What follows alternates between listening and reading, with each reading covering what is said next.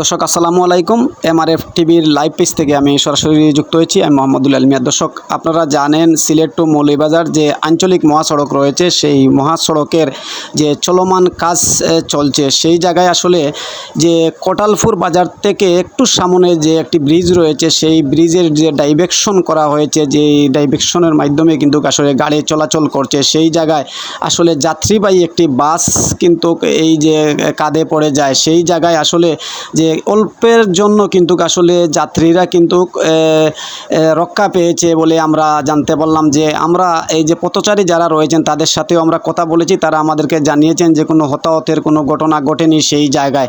আসলে সেই জায়গায় আসলে প্রতিনিয়ত কিন্তু বিভিন্ন সময় কিন্তু সড়ক দুর্ঘটনা হচ্ছে। আপনারা জানেন একটি সড়ক দুর্ঘটনা সারা জীবনের কান্না। আমরা সব সময় বলে থাকি যে যারা যে গাড়ি চালক যারা রয়েছে সতর্ক অবলম্বন করলেই কিন্তু আসলে এই বড় ধরনের দুর্ঘটনা আসলে মানুষের রক্ষা পায়। আপনারা জানেন যে সিলেট টু মৌলভীবাজার যে আঞ্চলিক মহাসড়ক রয়েছে, সেই মহাসড়কেই কিন্তু কাজ চলছে, বেশ কয়েকদিন ধরে কাজ চলছে। সেই কাজে কিন্তু আসলে গতিরোধে কিন্তু গাড়ি চলছে। যে আমরা চাই যে প্রত্যেকটি যে ড্রাইভার যারা রয়েছেন, চালক যারা রয়েছেন, তারা যেন খুব সতর্কতাভাবে যে গাড়িটা চালানোর জন্য। আজকে অল্পের জন্য কিন্তু অনেক যাত্রী কিন্তু আজকে বেঁচে গেছেন, আল্লাহর রহমতে তারা বেঁচেছেন এবং কোনো হতাহতের ঘটনা ঘটেনি। আমরা পথচারী যারা আছে তাদের সাথেও আমরা কথা বলেছি। ঘটনাস্থলে কিন্তু আশপাশ থেকে যারা পথচারী রয়েছে তারা এসে কিন্তু এই যাত্রীদেরকে উদ্ধার করেছে আমরা জানতে পারলাম। আর আমার ঠিক ক্যামেরার সামনেই দেখছেন যে ব্রিজের যে ডাইভারশন রয়েছে, সেই ডাইভারশনের পাশেই কিন্তু একটি বাস কাঁধে উল্টে পড়ে রয়েছে সেই জায়গায়। আর আপনারা জানেন সিলেট টু যে মৌলভীবাজার যে সড়ক রয়েছে, সেই সড়কের নির্মাণ কাজ কিন্তু চলমান রয়েছে, কিন্তু আসলে খুব দ্রুত কিন্তু কাজ চলছে সেই রাস্তায়।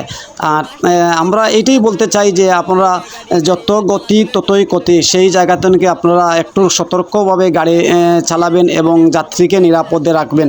দর্শক, এই ছিল আমার হাতে সর্বশেষ সব কিছু মিলে কিন্তু কোটালপুরের যে ডাইভারশন, যে কোটালপুর যে ব্রিজের কাছ থেকে সরাসরি আপনাদের সাথে ছিলাম। ভালো থাকুন, সুস্থ থাকুন, আল্লাহ হাফিজ।